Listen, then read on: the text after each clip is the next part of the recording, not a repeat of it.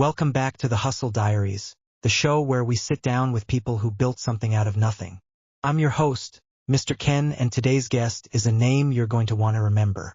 He started with almost no capital, faced rejection after rejection, and today runs a portfolio of businesses spanning logistics, retail, and tech.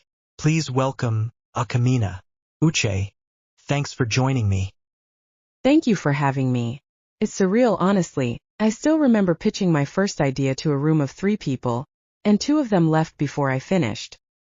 Laughs, we'll get to that story. But first, take us back. Where did this all begin? So, I grew up watching my mother run a small provision store.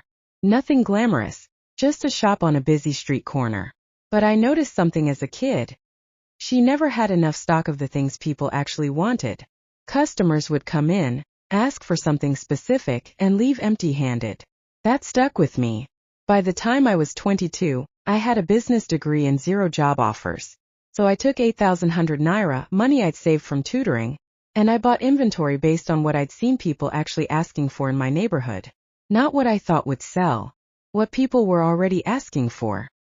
That's a subtle but important distinction. Exactly. Most people build a business around an idea they're excited about. I built mine around a gap I could actually see. That first supply run, I made back my 8,000 naira in 10 days.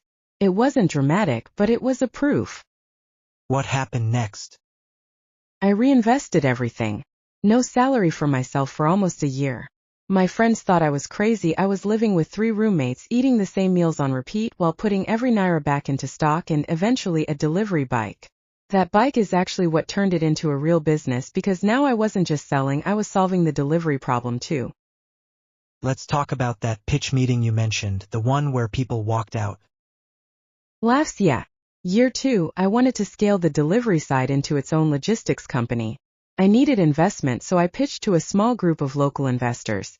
I was nervous, I over-explained everything, and I lost the room in about 4 minutes. 2 people left. The one who stayed told me afterward, "Your numbers are fine. Your story is boring." That hurt, but it was the best feedback I ever got. How did you use it? I stopped leading with spreadsheets and started leading with the actual problem, real stories of shop owners losing customers because deliveries were unreliable. I rebuilt the entire pitch around people, not numbers.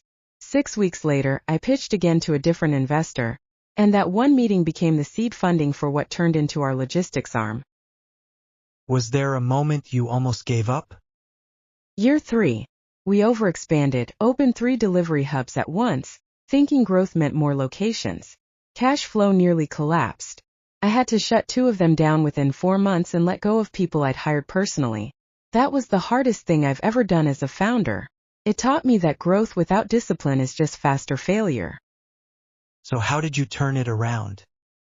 I went back to basics, the same principle from my mother's shop. Solve one real problem well before chasing the next one. We focused entirely on our strongest hub, fixed our delivery times, and built trust street by street. Once that was solid, we expanded slowly, one new area at a time, not all at once. What's the biggest lesson from that whole journey? 3 things, honestly. Number 1, build around a problem you can see, not one you assume exists. Number 2, bad news doesn't get better with time. The 2 hubs I closed, I knew they were struggling a month before I acted. Waiting cost me more money and more stress than the decision itself. Then, and number 3, your team will forgive slow growth. They won't forgive dishonesty. When I had to let people go, I sat with every single one of them personally instead of sending a message. That mattered more than I expected. Some of those same people came back when we were stable again. That's powerful. For someone listening right now who's sitting on an idea but hasn't started, what do you tell them?